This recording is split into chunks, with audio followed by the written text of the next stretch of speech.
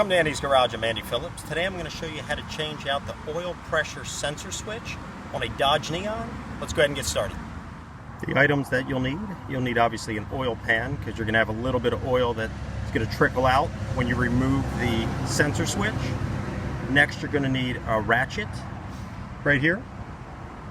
And then you're going to need this right here. This is basically a socket made for removing the oil sensor switch, and this is a 1 1/16 inch socket. It's a deep socket, and then obviously you're going to need the actual sensor switch as well.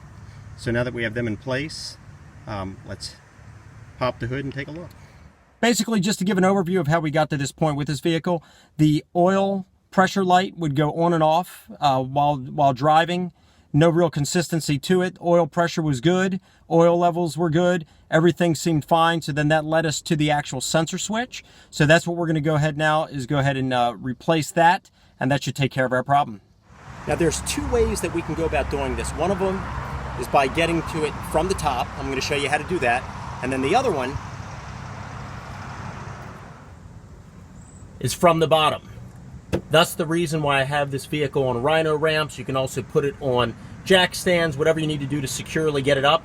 You can also access the oil pressure sensor switch from the bottom as well. I'm going to show you how to do both ways, so let's get started with that. To access the oil pressure sensor switch from the top, you're going to move along here. Right where the coolant reservoir is, you're going to come straight down, and it's plugged in here in the back. And let's work our way back down there, and I'll show you where it is. Working our way down here against the back of the engine,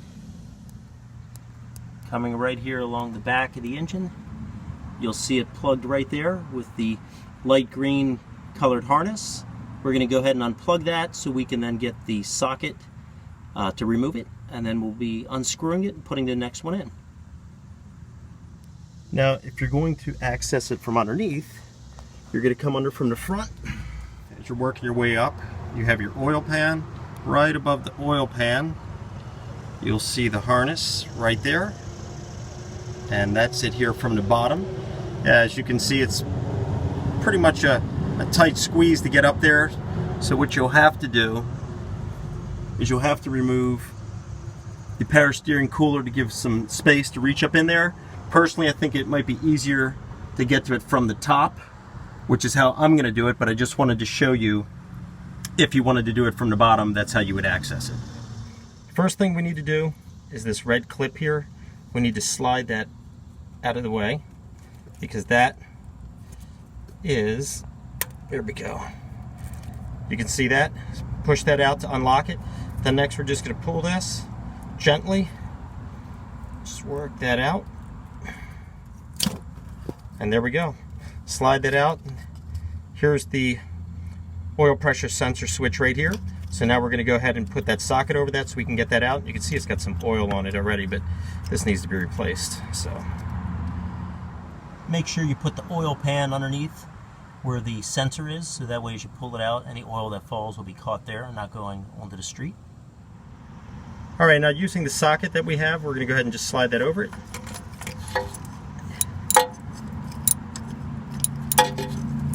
Okay. Make sure you get a good, there we go, good connection there. So now we can just go ahead and remove that. All right, this can be tight.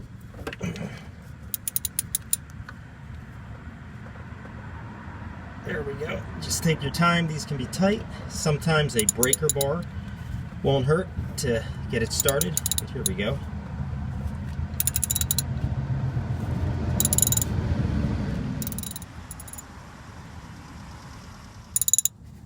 As you get it loose, you can pretty much pull off the socket, and then we'll just finish it by hand. Turn that there.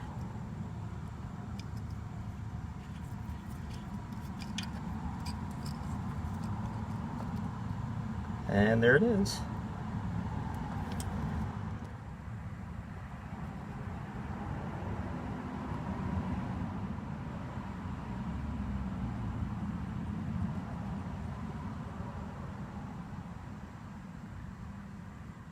All right, so we went ahead and removed this one. Here's the old one here versus the new one.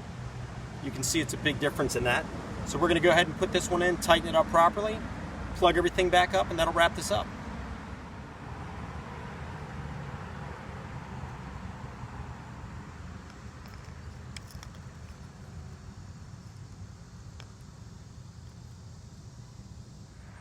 Alright, so we're getting ready to put the new one in. What I'm going to do is I'm going to go ahead and put it in, hand tighten it, and then we'll go ahead and use the ratchet with the socket then to do the final connection with that, but we don't want to over tighten it to where we damage any of the threads.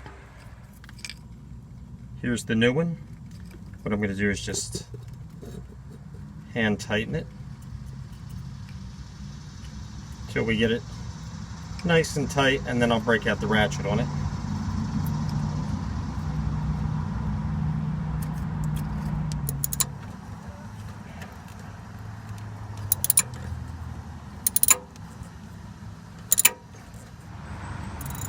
Make sure you don't over tighten it. Alright, there we go. Okay, so now let's go ahead and connect up the harness and be done with this thing.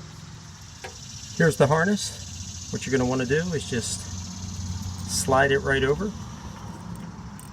So, see if I can get a shot of it here.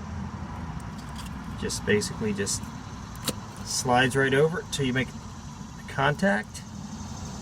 Next, we're going to slide this red clip over.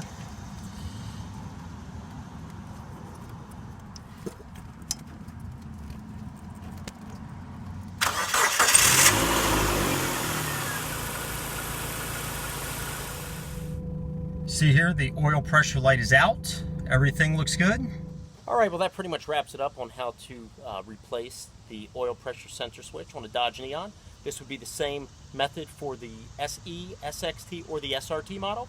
I hope this video helped you out. Please send me any questions or comments. I would love to hear from you. As always, I appreciate all the support. Please like the video, subscribe to this channel. We'll see you next time.